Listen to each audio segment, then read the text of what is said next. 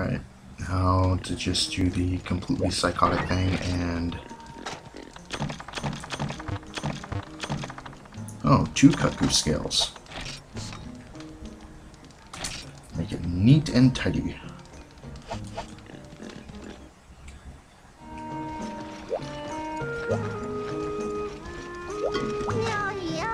Okay, who's next on the murder list?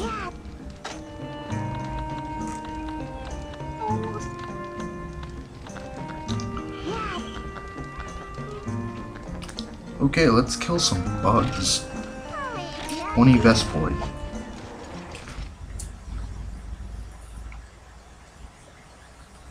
Vespoid, of course, is a wasp-like monster that can sting, and he has a tendency of paralyzing you, particularly at the points where you don't want him to.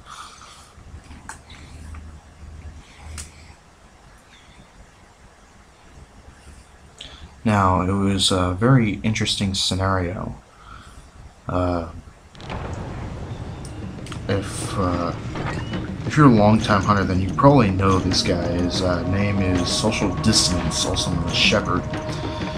And I was watching one of his videos once, and apparently a Vespoid had paralyzed a Rathian. And that was something very interesting. So the paralysis effect might not just be for the hunter, it might also be for other monsters too. But of course, the paralysis has to accumulate enough. So for a Vespoid to sting and paralyze a Rathian, that's like, I don't know, maybe a 1 in 1,000 chance. Especially since a Vespoid will be targeting you, other than the obviously much larger threat. And Ornithard and Vespoid, the 2 bug monsters here, you rarely get any materials off of them if you kill them normally. But if you poison them and let their health gradually goes down, then you can carve them much easier, guaranteed. This right here was probably just a random chance of happening, meaning that this should have immediately wiped it off the face of the planet. No corpse, nothing.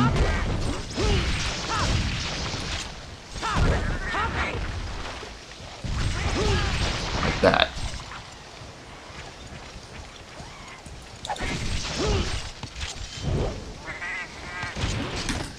Oh, I don't much like using these.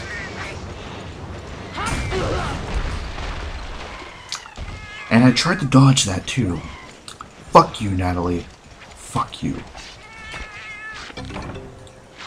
Like, I'm probably gonna start keeping a log on how many times this little fuck has blown my ass to Timbuktu.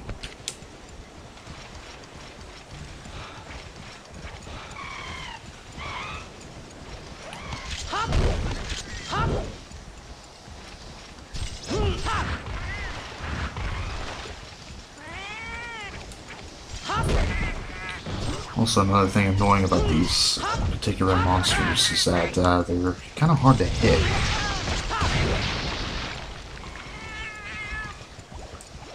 Mostly because, in the sense that they're very similar to the cuckoo, is that their movements aren't very easy to predict.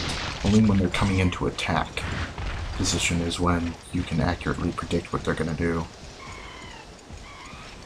And the only way to tell when they're coming to attack is when they start hovering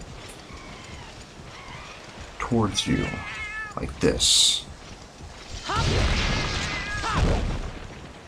God damn. There's another one.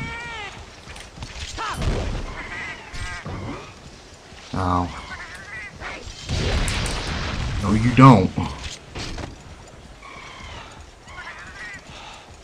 Okay, how many was that? 8. That's quite a few. Now, I believe in areas 8 and 4 you can find a lot of them. Just kind of lying around in there.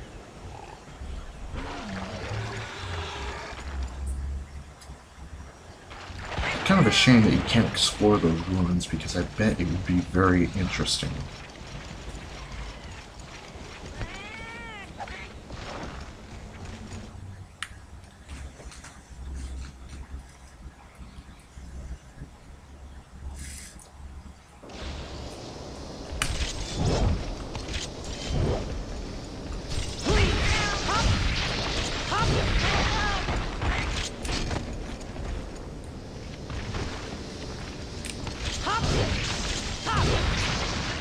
That was a Hornitar. At least I think that's how you pronounce it. But, those guys are a little hard to see, and even then they can be quite a pain in groups. And I think that their bodies are harder than most other small monsters, so they degrade weapon sharpness a little bit faster. That's just what I've noticed. I don't know if that's fact or not.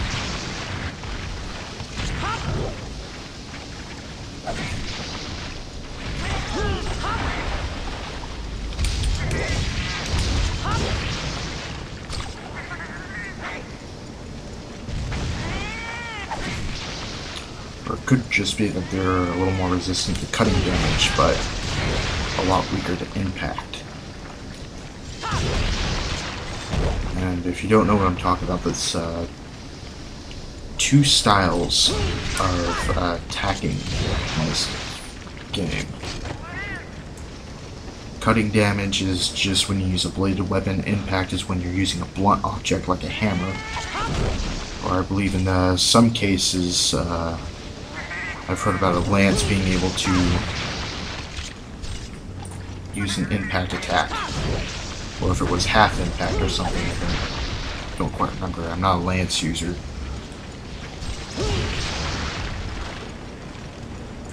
Is there any more? Nah, I'm not gonna wait for him to come down.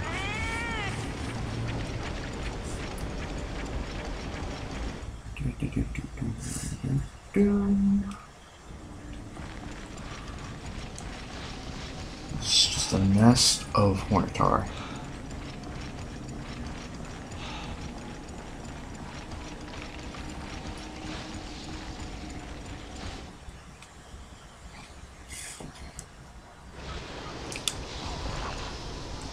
Okay, I believe the last 5 will be in here.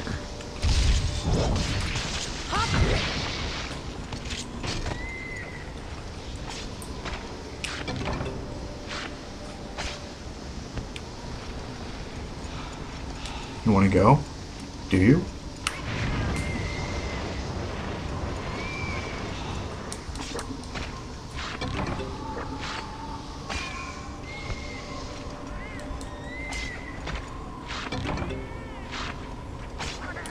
I believe there's just 1 or 2 more. Okay. Hold still, damn you.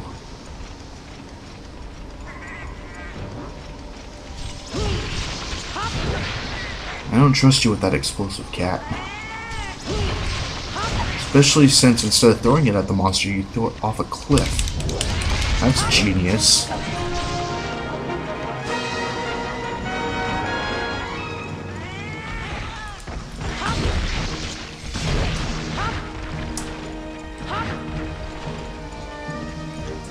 So you know, I'm not racist against felines, I'm just racist against stupidity.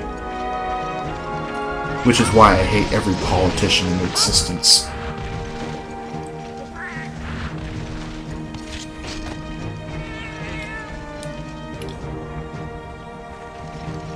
I believe right over here you can collect an egg. Because the end of the quest is not going to really matter much. These crystals right here are just a mining spot, so they're not just there for show.